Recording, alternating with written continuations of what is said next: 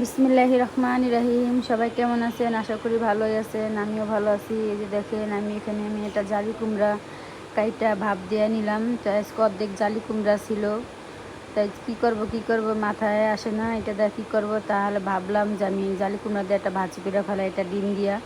যেহেতু অল্প একটু জালি কুমড়া ছিল, যে ফালাই দিমু থাক, মায়া লাগলো, তার জন্য জালি কুমড়াটু ভাজি করে ফেলাইলাম।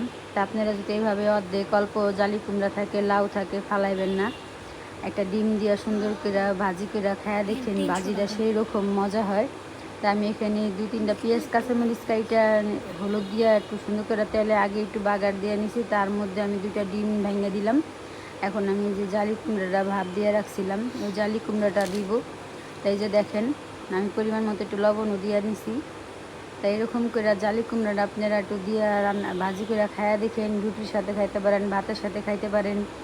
তাই ধনিয়া পাতাটা দিলে আরও বেশি ভালো হয়। ধনিয়া পাতা হাতের কাছে ছিল না, তার জন্য আমি ধনিয়া পাতাটা দিতে পারিনি।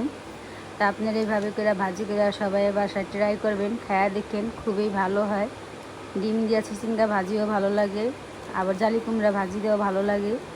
তো আমার কাছে জালি কুমড়াটা ডিমটা ভালোই লাগে, তার জন্য আমি ভাজি করলাম, আপনাদের সাথে শেয়ার করলাম। আপনারা ওইভাবে করে খাইবেন। সবাই ভালো থাকবেন। আল্লাহ হাফিজ।